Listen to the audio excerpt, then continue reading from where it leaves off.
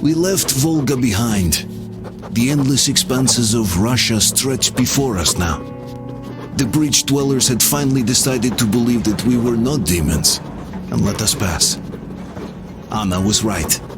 We invaded their world, and it's not up to us to destroy it, no matter how stupid it may seem. Electricity is a sin. Is that really worse than the lies we were told in the metro? About how the whole world was dead and there was nowhere to go? Everybody in the tunnels bought that convenient lie. Once we reach Yamantau, we will at least know if that lie was justified. Since so far, we haven't met any signs of enemy occupation.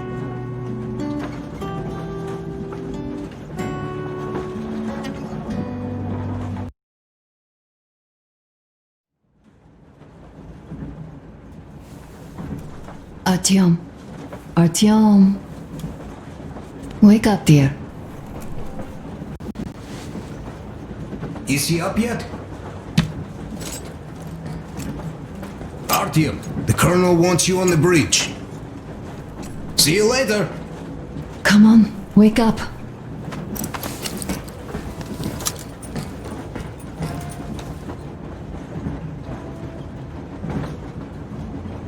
You did a great job there. We're not home anymore, so we'd all better act like you did. Smoothly. It's not like there's many of us humans left now. So I hope someday we will be able to trust others just because. Because they are people too. Am I bothering you? Sorry, I'm in a philosophical mood today. Stay here for a bit, Artyom.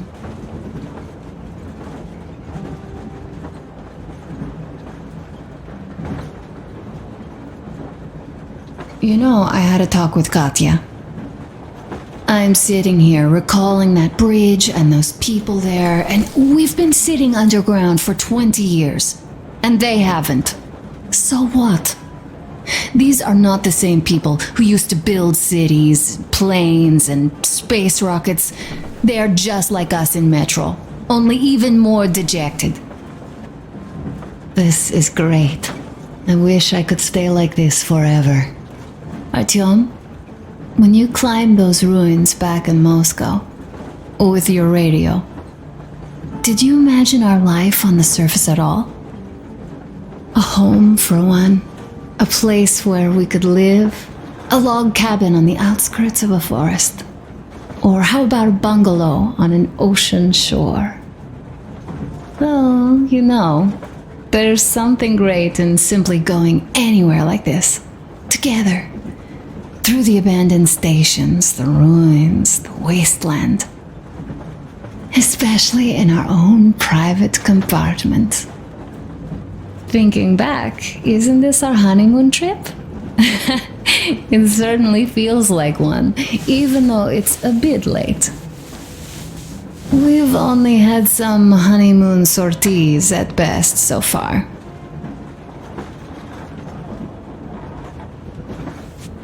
All right, run along. Dad wanted something.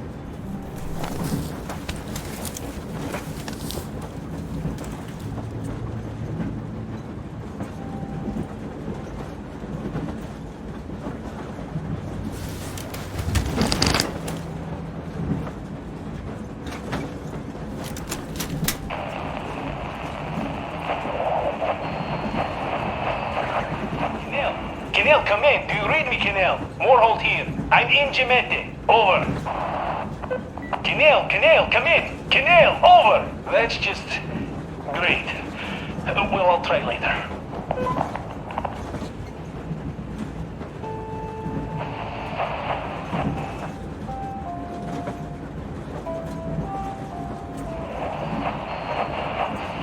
Why are you guys kissing Menchikov's ass so much?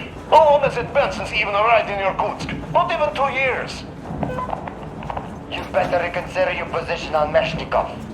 Did you forget who started trading with the convicts from Zolotoy? Huh? Well, that was Zakhar's idea, and Zakhar is the man. He crossed Baikal, alone, we'd try not do anything he proposes at once. Well, Menshikov, I couldn't care less about. Aren't you getting too big in your head? You're so cool now that the relay gang is off your case? Don't fall off that high horse. Go to hell, Dan. Alright. I can live with listening to Menshikov if you're so fond of him. Enough of that shit already. The important part is that Irkut is still around, and you guys are too. You're right. That is the important part. Well, give my regards to Menshikov. Over and out. You devil. Over and out.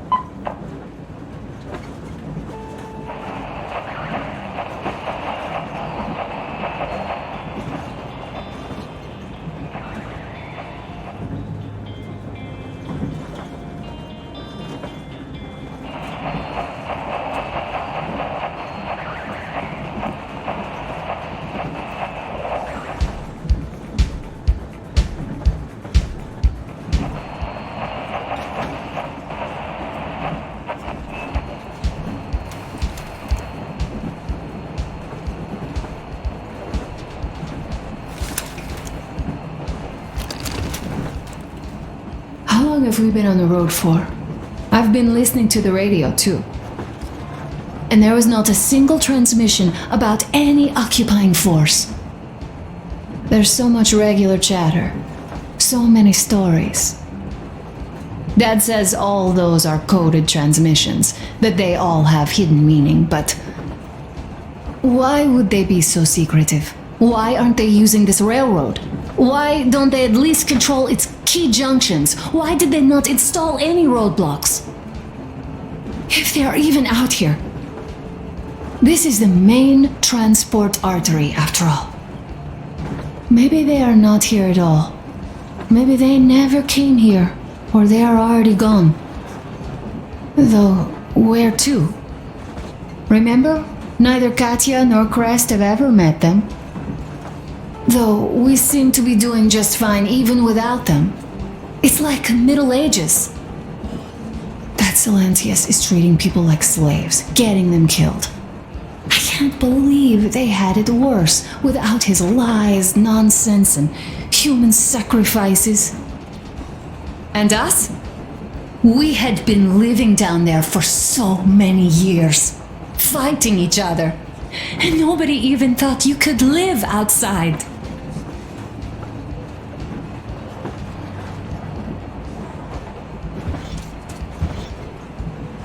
Uncle Artyom, Uncle Tokarev has already set his shop up.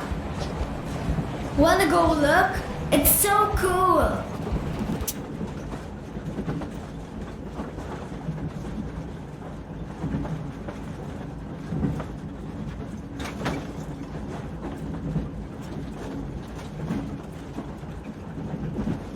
Here, Uncle Artyom. Hi, Artyom. See my new place? Fit for a king, I must say. What do you think of this workbench, eh? Everything is within reach, yet there's so much space left.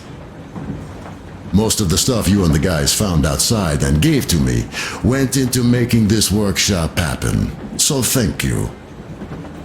We'll have to keep pitching in like this too. Looks like we're facing a long journey, and useful things like ammo or equipment don't grow on trees. Plus, the further from Moscow we get, the harder they'll probably be to get, so don't forget to collect all the materials you find to keep us going. There's so many things to do. I haven't decided where I'm going to work on the suits, but I'll have to, and soon.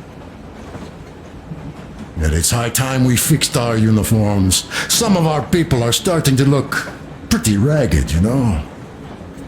Well, Duke's plate carrier won't hold the back plate anymore, and he jokes that he's lucky it's not the front one, or else his toes would be in danger.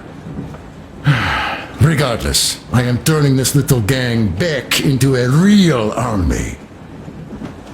Well, that's it. I bragged enough and won't waste any more of your time. The Colonel summoned you.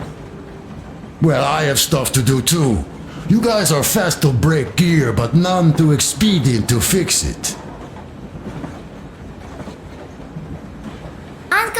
Tokarev! Uncle Tokarev! What would you like to ask, Nastya? Uncle Tokarev, do you have a sewing machine? No, I don't. But how are you going to fix the suits then? Well, like everyone else, I take a thread and a needle and I use a sail stitch. Wow, cool! Can you teach me? I sure can, but later. I've got work to do. Will you let me fix Sam's rifle strap? Well, sure thing. Oh, but under supervision. Sam is so strict, you know. Hurrah! And Uncle Sam isn't strict at all. He's kind. All right, look here. I'll show you once. Now we do this. Yes. Yes, and now this way. Got that. You have got to be careful here. See? Yes. Yes, and now this way. Got that.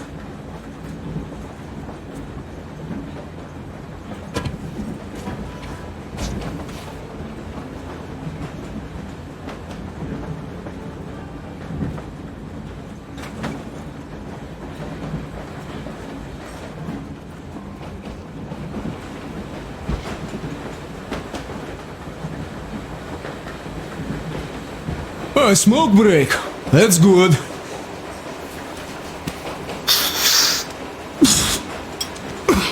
Oh, this is one mean smoke. Damn, this is rough. Well, nothing we couldn't take.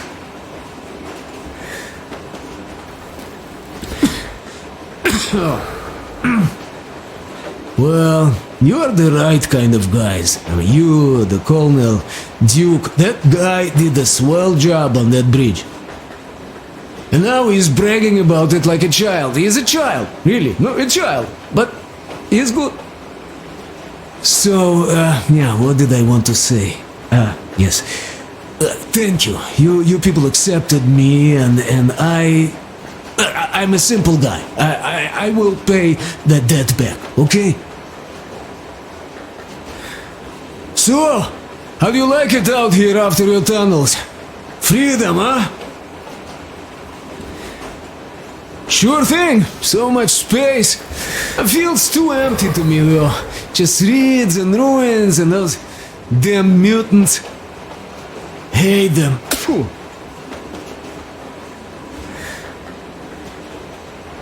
Though you guys are gonna see the government. So, bratucha, don't be mad, but just tell me, what the hell do you even need them for?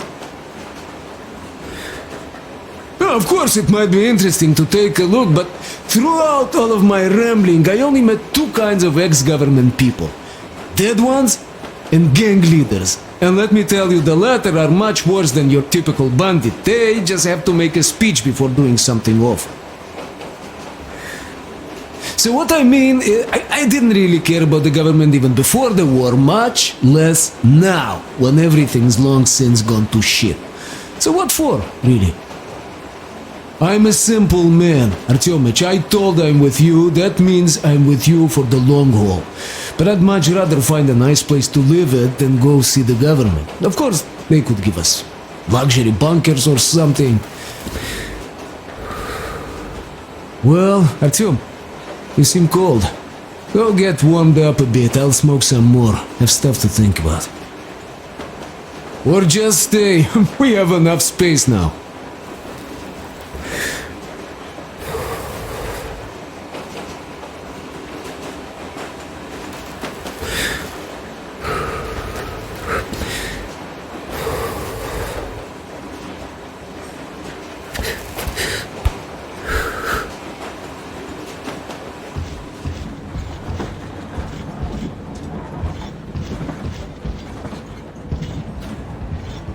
So you're back. What other plans does our leader have in store? Wait, don't tell me.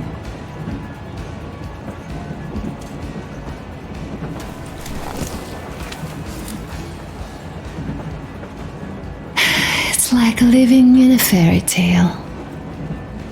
A prince has rescued his princess from a monster-infested dungeon and is taking her to his magic kingdom where they are going to live happily ever after. Do you think we're going to find that kingdom in the end? Though, if it's with you, I'll be fine anywhere. Live happily ever after is the most important part as far as I'm concerned.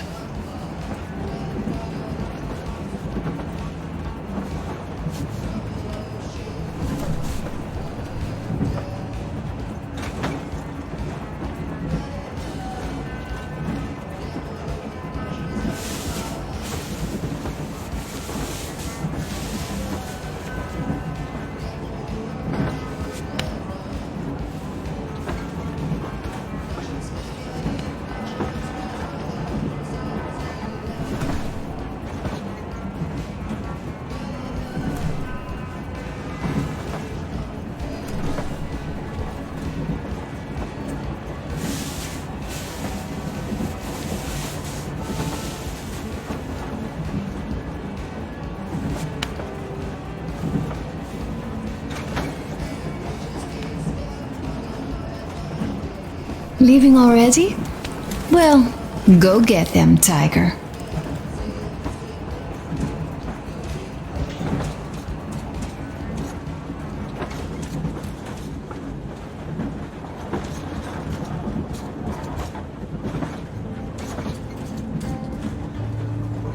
Artyom, come on in, have a seat. Stepan's putting on a live performance here. So, Artyom, are you up for a jam? Come on, pick the guitar up.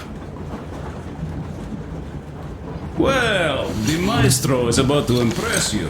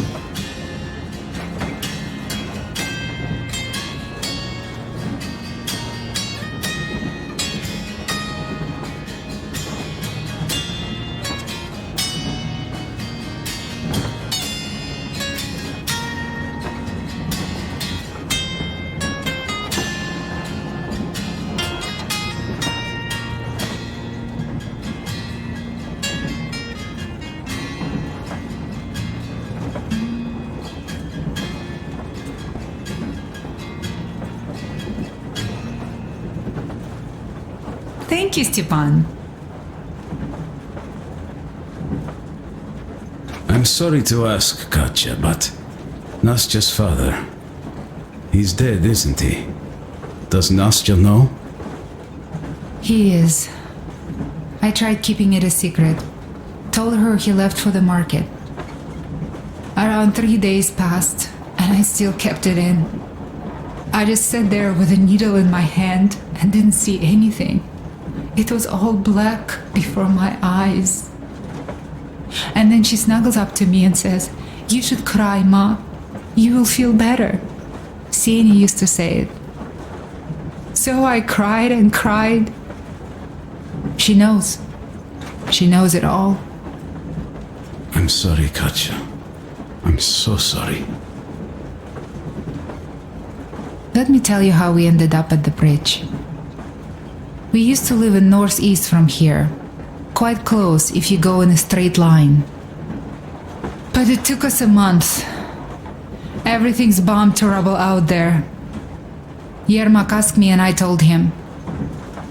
Seni used to say there were lots of military factories out there. Not just military, of course. General industry. And now you can't pass through there even with filters. The radiation is so high. No railway either, just crater upon crater. We were quite far, but our counter still went crazy. One route appeared intact. There was nothing to bomb. So we used that one, thinking we'd get further to the west, but of course they did not let us cross the bridge with the diesel. They said it was satanic. They were ready to let us stay if we gave them the diesel to cleanse it. So we stayed. And then we couldn't leave, even if we wanted. That old goat, Father Silentius, brainwashed everyone, so they would just pray and bow non-stop. They broke our diesel down with their bare hands and threw it into the river. Purification. And on top of it, they gave us trouble for not helping them. Ksenia went to check what was going on, and there were only locals there, because Silentius, at a skatina, had sent our people away to test them. He said that if they wanted to be truly accepted, they had to defeat a demon. Ksenia went to stop them. But it was too late. He only found burnt rags. And then they sent him to do the same. He never came back. Katya, I'm sorry. I didn't know. Well, you really didn't. What's done is done. It kind of got so glum in here. Perhaps you, Stepan, could play us something. Sure thing.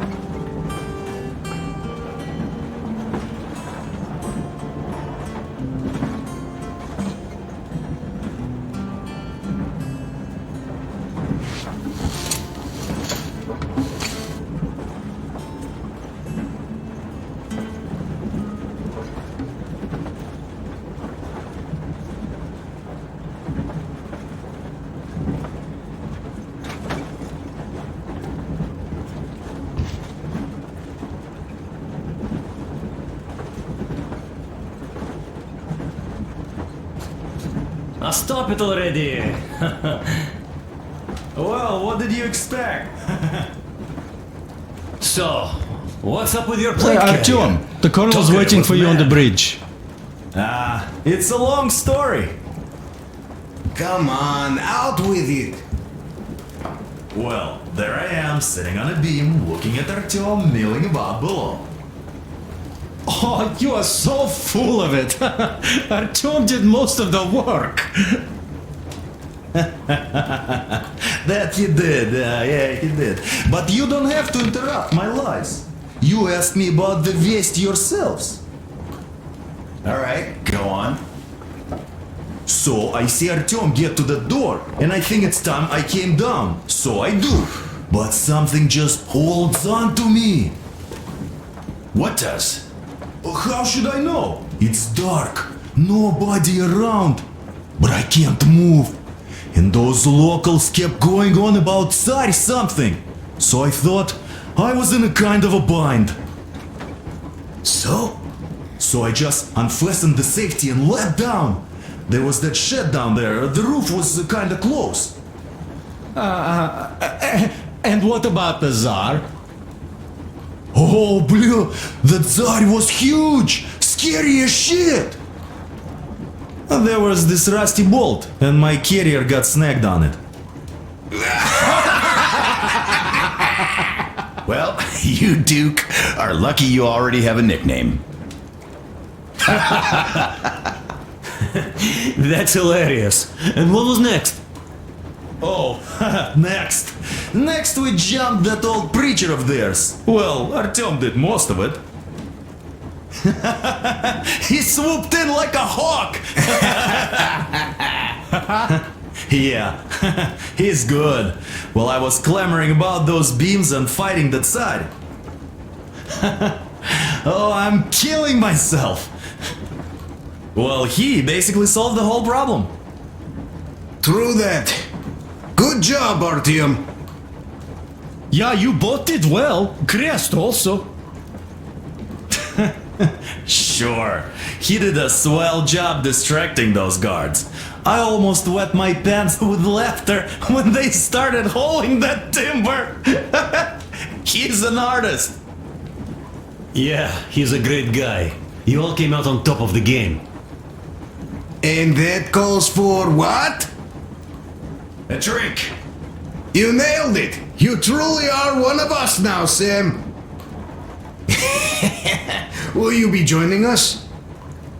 Nah, not now. I'll have some at dinner. Well, you'll have to catch up then. Sure thing. Anyways, we will just have a little as a warm-up now.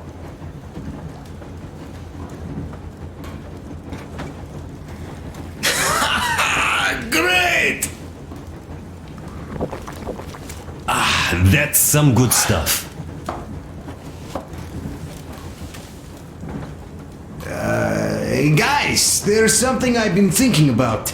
What does everyone expect of this trip? Personally, I want to come back and tell Sveta of my adventures, so that she'd look at me with her huge gray eyes without blinking and keep saying, "You're such a hero, darling." Haha, so you're expecting heroics and scars. That works. And why did you come? Well, my heart is aching for true romance. But in the metro, all women want a solid relationship, a reliable husband, a real provider. Enough of that smug smile. It's unbearable. Not that I've had much better luck here so far. As soon as Katya came aboard, Stepan started cooing around her like a peacock. You should be happy. Katya is a tough girl. You'd be under her thumb in no time. That is unlikely. I'm not the kind of man to upstage his friend in a contest for a lady. Especially when that friend promises to break my arm.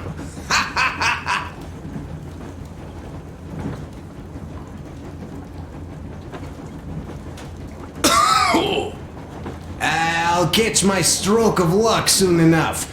There in Yamantau, women from all over the country have already gathered, waiting for yours truly. How about you, Demir? What made you go? Well, at first I just went along with you guys, the colonel. But even then I thought, this is my chance to make my dream come true. A chance to see Kazakhstan, my people. But first, we must come back to Moscow, because it isn't fair. People must know that they've put up with enough. They are free. They can live outside now. What do you think about that, idiot? I'm with you, Demir. Yet, freedom is not so simple. There was this freedom fighter, Che Guevara. He died under 40. Comrade Mao, whose book you've been perusing on the other hand, was a strict ruler but lived a long life. Well, we should have expected that from you. Weird thing, though, is that you are called idiot. I know. It's by his own choice. Because he's so fond of Chekhov.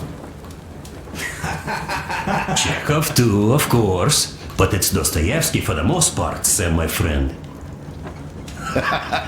Sure, I read the book too. It's just that I mix them up a lot. Chekhov wrote about that son of Austerlitz, a wounded officer. Powerful imagery. You are just killing me. How about you, Uncle Sam? Got dreams? You know, I just want to ride my board again. Spark a joint up on a beach. Catch that wave. Deep inside, under a grizzled metro dweller, there's still a relaxed Californian inside me. Ah, get out of here! So before Dad talked me into joining the Corps, I used to wear my hair long. He told me they'd make a decent citizen out of the total disappointment that I was and sent me to college once I was discharged. I joined, and they sent me to the Middle East. Wow, so do you hope your guys would pick you up? I don't see them around. Yeah, I don't hold my breath for my guys. Once this mission's over, I'll submit my discharge papers. I'll reach the ocean, and there, find a ship maybe? Oh yeah, just imagine it. You arrive on that ship, and they go like... Ah, the Russians are coming! You are one of us now. You don't really need to go anywhere. At least don't put your Ushanka on. They will sink you on sight. I won't, though I will take my balalaika with me. Well... Who has any expectations for our reception at Yamantau? Well, your expectations, Alyosha, are quite obvious, huh? Scantily clad junior officer ladies unrolling the red carpet. Yeah, I'm a simple guy. How about you guys? Well, I hope they will answer a few questions. For example, if there is not a single American within hundreds of miles from Moscow, save for our friend Samuel here, why stay underground? I'd put it a bit differently. Did you, dearest High Command gentlemen, know that we in Moscow had to spend 20 years underground? Oh, by all means, you can ask those while I'm enjoying my briefing with the junior officer ladies, huh? I don't know. I'm in the mood for a road trip. Oh, we got ourselves a true traveler here. Yeah, we will have to live and see. You are right.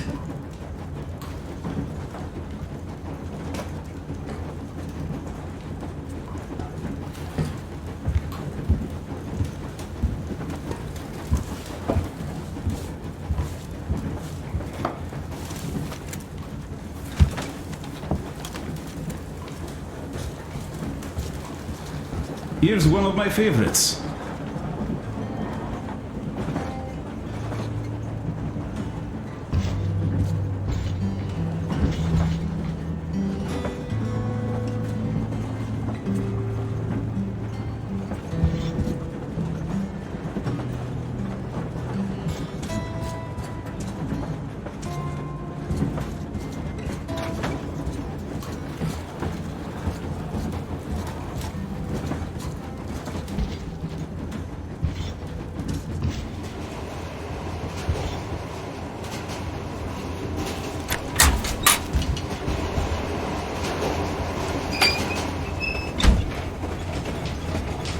Come here, Artyom.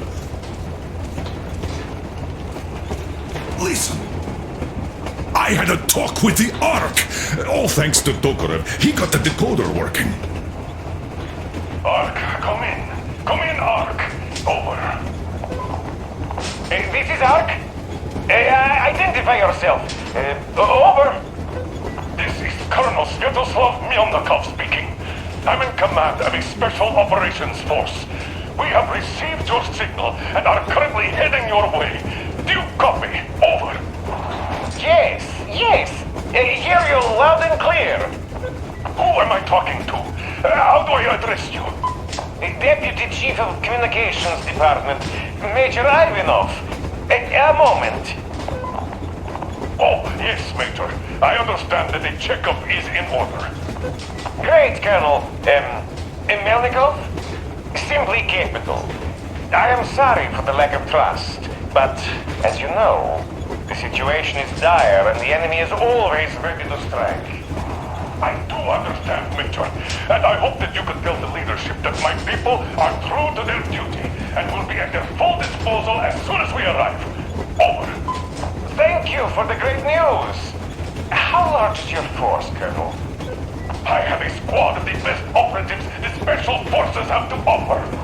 A squad? I see. Well, this is great. Great! We aren't a large force, but we bring a message of extreme importance. We are heading towards you from Sector K6, Alpha. Do you have any data on enemy forces we might encounter on the way? Over. In just a moment, I have to check. K6, Alpha, you say... as far as I can see, there have been no enemy encounters reported in the area, Colonel. I regret. I must end our conversation here, but know that we are waiting for your arrival. I am making my report immediately, and I am sure the Minister of Defense will be eager to see you. This is a great honor. Thank you. Just a few words more, though. What is the general situation there, Major? Please. Colonel, sir, you do understand this is classified information. But I do understand you. We are doing fine. Do not worry. Well, see you in the Ark. Over and out. I serve the people. Over and out. So, do you get this now, you doubting Thomas? I'm so excited my hands are still shaking. Oh, the minister himself! This is incredible! By the way, Artyom, you should take a look at the map.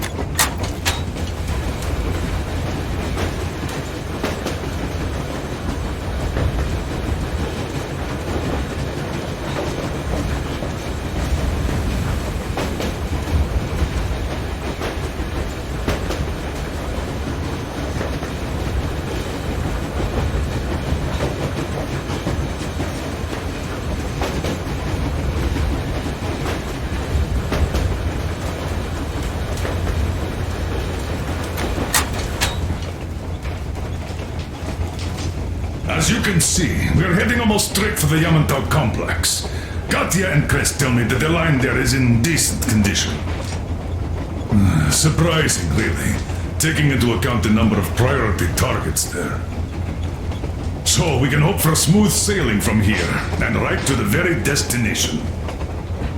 It's not even that far, but our speed depends on the state of the track. So I think it's going to take us quite some time to get there. So, Yermak, where were we? You were saying, it's all about results. Ah, yes. These soft-bellied attitudes must stop. The ends do justify the means. Well, I don't object. But not all ends can be called just. Exactly. And this is why I have been waiting for a chance like this for ages. And now everything seems to be coming together. It's the government. Don't you understand? Oh, but of course. You don't seem to quite grasp the importance, which is unexpected, especially after the news you just heard. Yes, well, say there is a government. So what? We spent so many years apart, so why worry now? Ah, but don't you see? They probably knew nothing about us. With the sheer power of enemy strikes directed at Moscow, they never expected so many of us to survive. And now we get to tell them Moscow still lives. And not only that, it also preserved a functioning civilization. Do you get that? All these years we were fighting a losing battle for mere survival. And now we have a new goal. And what would that goal be? You don't get this, do you? The command center should have all of the command and control networks, all the intelligence. They should know where all the nukes hit, have complete fallout maps. They have everything. Information rules the world. And Metro is chock full of people. Put 2 and 2 together, we could repopulate the country. Yeah, of course not at once. First, we might have to take the country back. But we'll be doing this under the direction of a real government. People with all the necessary skills. And in the end, we will break out of the underground dead end we are in. It would be nice, sure. By the way, I meant to ask for some time now. How did you learn about the Yamantau bunker, Colonel? Oh, the information about the ARC project I have is beyond a doubt. I'm saying this as a GRU officer. I had colleagues working there, preparing evacuation plans. So I've been briefed into it officially. So, now we just have to get there. And we will. We will. The journey won't be easy, though. We were never looking for an easy way. Yes, I've been thinking about that for a long time. The Central Industrial District, a priority target. Katya did confirm my suspicions. The tracks might have survived partially, but the state they're in now is most likely terrible. I think we'll have to fix sections of the track. I think our people can handle it. Besides, I'm sure there will be sidetracks. What do you think could have happened in the relatively intact territories in the meantime? That's a good question. Well, we are going to learn it pretty soon. Yes. Yes, that we will.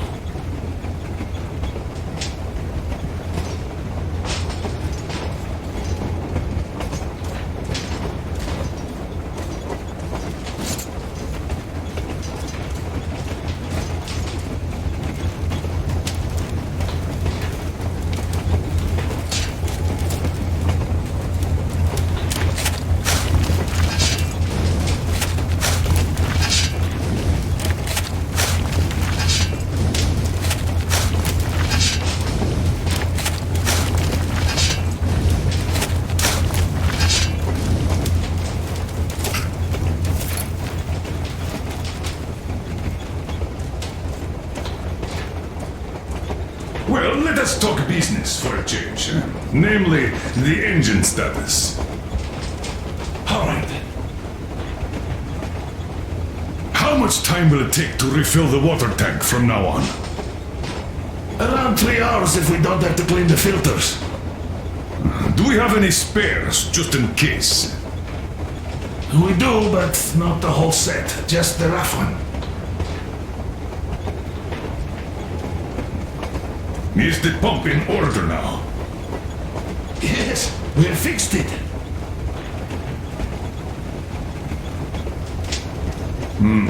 A shame. Have we got oil, at least? Oh, sure. We have enough to get to Vladivostok if need be.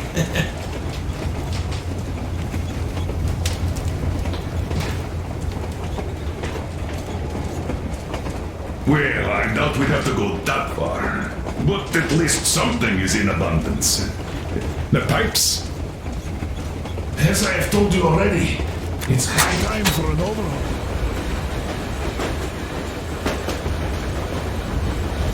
Well, we just can't afford that. Are you finished with all the checks? Looks like it. But let's have another go, just in case. Yes, that can.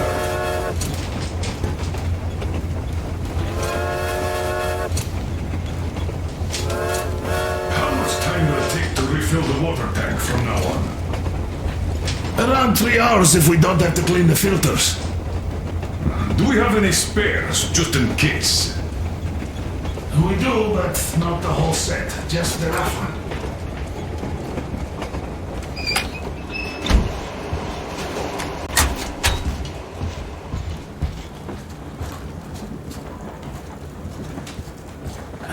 There was another. How did it go? Ah!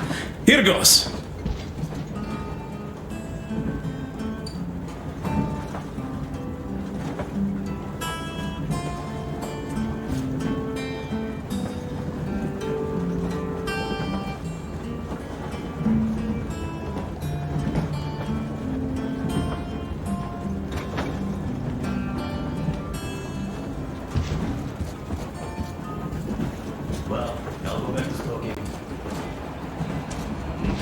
So, what was it? The Colonel is always right, and we're just filling our heads with dumb ideas? Let's stay like this for a bit longer. Thank you.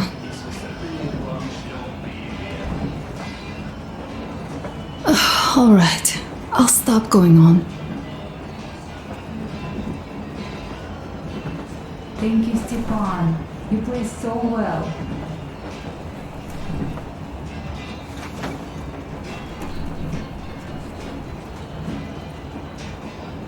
Time to go. Okay, let me get up.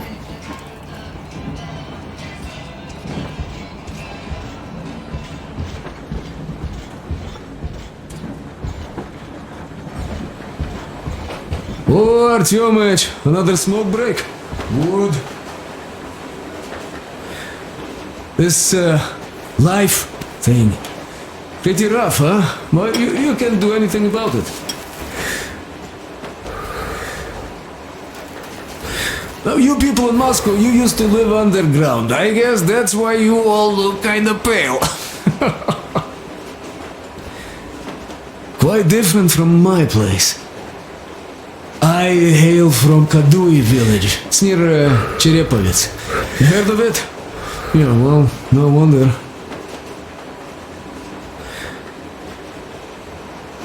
Our place was the middle of nowhere before the war.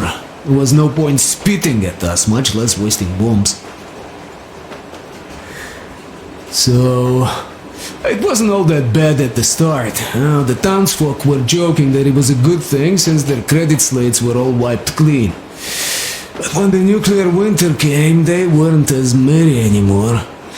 Didn't used to be that hot even before that, but now, even the fucking thermometers froze. Though I wasn't really educated or anything, I'd always liked science, so I knew the winter would come.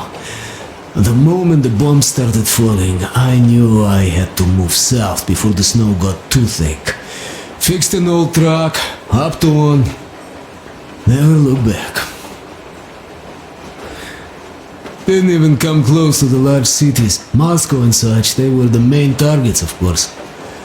The villages weren't much better off, though. There was awful shit going on. Atrocities of the kind you don't even want to recall. Yeah, at the time I was getting kinda unhinged myself. The first winter I spent alone in a lair like a bear. Took over a grocery shop's underground storage. Food kept well in that cold. And that cold lasted a few years, with frost bouts happening even in the summer. Became impossible to survive alone, so later on I would try to find company for the winters. Some were good people, others were real assholes. As the years went by, the good people became more of a rarity, you know.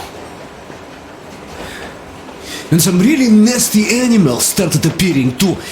Near the areas bombed to rubble, the forest turned red. Always red. And there emerged those two-headed deer. What? They're real lookers. And they eat, well, they're even worse than they look. There's this mutant nettle that grows on dead bodies and always moves like it's alive. Well, you will know it when you see it.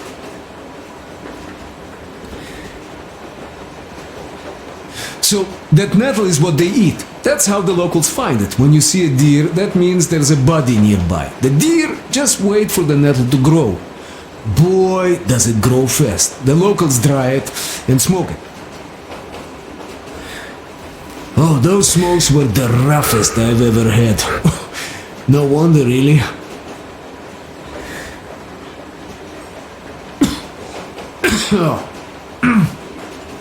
So, I basically ended up going all over the place, almost reached Astrakhan. The winters there were a bit better, but that place had problems of its own. I mean, the local bandits have been capturing people running from the cold, selling them further south. I had to run in with them too. Had to present my truck to one asshole there. Though soon I fixed this rail car and started trading stuff, earning some cash, masquerading as a bandit not to stand out too much. But let me tell you, watching the things they did was too tough.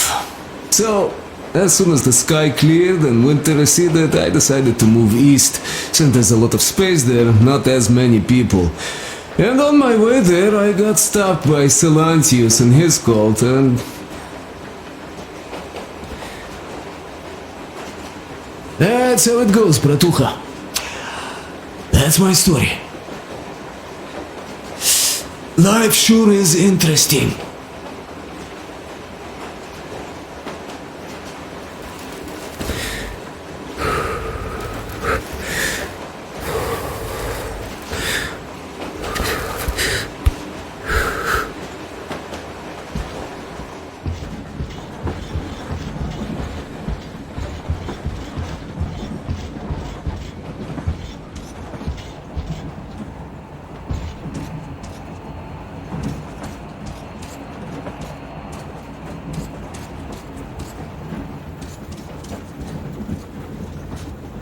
Here's one of my favorites.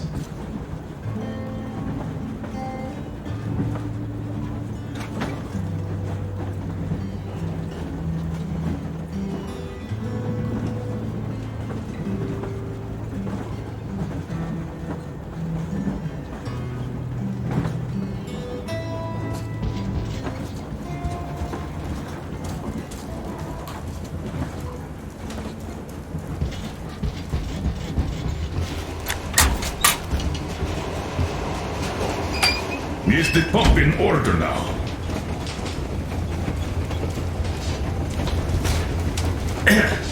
Well, hello, my brother in arms.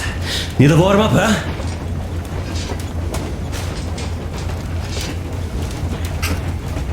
Well, by all means, be my guest.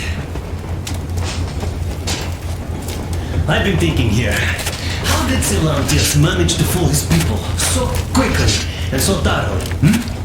Charisma? Animal magnetism? Something in that faith of his? It is a well-known phenomenon, actually. As soon as hard times hit, people's ability to think rationally shuts down. When there's danger, or lack of food, an animal wakes up inside any Homo sapien. That animal, usually safely dormant, rears its head again. And what does that animal need? Not much. A pack, a leader, some food, and an enemy. The animal does not respect complex categories. It prefers a simple, black and white world with no shades of gray. This fact, by the way, was always appreciated by the powers that be. As soon as democracy seems to be leaning in a way that they don't like, bam, they start a war, or go witch hunting. If you make people feel threatened, they immediately go looking for a strong leader. They're even ready to eat less, only to alleviate the threat. You think Silantius, had he not introduced that faith of his, would have stayed in power for long? Of course not. Power needs ideology or religion. They are essentially the same thing. And usually, people don't even want to figure things out. They just want to get rid of anxiety, born from the complete and utter purposelessness of their existence. They also want an easily understandable goal, which they could single-mindedly pursue all their lives to get their minds off thoughts of impending death.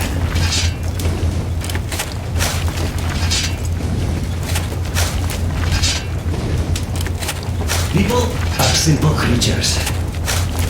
Are you familiar with the philosophical concept of Wu Wei? It's effortless action, from Taoism. We do well to adopt it. Of course, it doesn't mean we shouldn't make any effort at all. Giving people a hand, doing a good deed is never bad.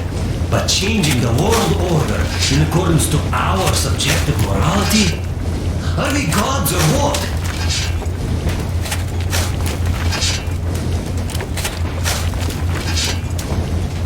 See, we had this operative hunter. Although I can't Martin, even though he probably didn't know it himself, he did put one thing right. The job of macrophage is to fight threats. But that's what we did back home. And when we fight, from the locals' point of view, we strangers are such a threat. And shouldn't be surprised when we catch the attention of their macrophages. I might be overthinking this, of course.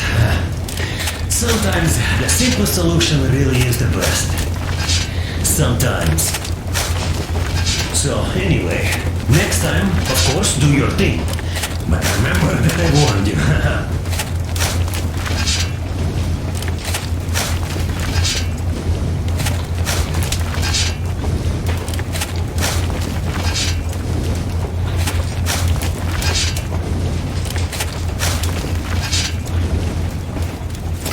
Tired already? Try doing it for a day. Alright, give me the shovel and watch it fly.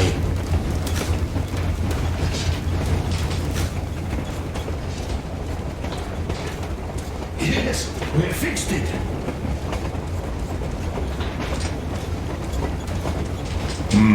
A shame. Have we got oil at least? Oh, sure. We'll have to get to Vladivostok if need be.